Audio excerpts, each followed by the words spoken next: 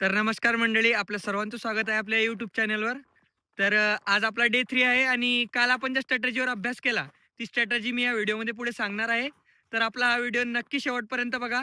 तर आपण काल जी स्ट्रॅटेजी सांगितली होती, की एक ₹100 प्रॉडक्ट घ्यायचा आणि तोच 95 किंवा ₹98 विकायचा, म्हणजे प्रॉफिट मार्जिन कमी करायचं आणि बिग स्केल करायचा. ही एक खूप सिंपल स्ट्रॅटेजी होती. तर त्या व्हिडिओवर एका मित्राने कमेंट केली होती, की मित्र आपल्या प्रॉडक्टमध्ये काहीतरी एक युनिकनेस हवी. तर ही एक खूप इम्पॉर्टंट गोष्ट आहे बिझनेसमध्ये.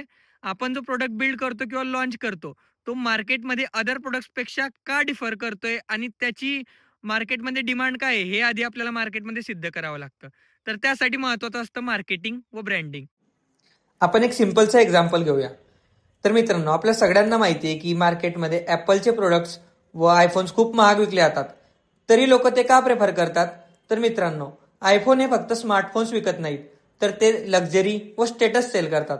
तर मित्रांनो, हीच खरी पॉवर आहे मार्केटिंग व ब्रँडिंगची. तुम्ही तुमच्या प्रोडक्टची पॅकेजिंग, ब्रँडिंग व मार्केटिंग कशा प्रकारे करता, हे बिझनेसमध्ये खूप महत्त्वाचं असतं. तर आजच्या व्हिडिओमध्ये आपण मार्केटिंग व ब्रँडिंगवर स्टडी करणार आहोत व यावर आपण काय शिकलो हे मी तुम्हाला पुढच्या व्हिडिओमध्ये सांगेल. जर तुमच्याही मनात बिझनेस विषयी कोणता प्रश्न निर्माण होत असेल तर कमेंट बॉक्समध्ये नक्की शेअर करा व अशा बऱ्याच गोष्टी शिकून घेण्यासाठी आपल्या चॅनलला नक्की सबस्क्राईब करा व आपले व्हिडिओ रोज नक्की बघा.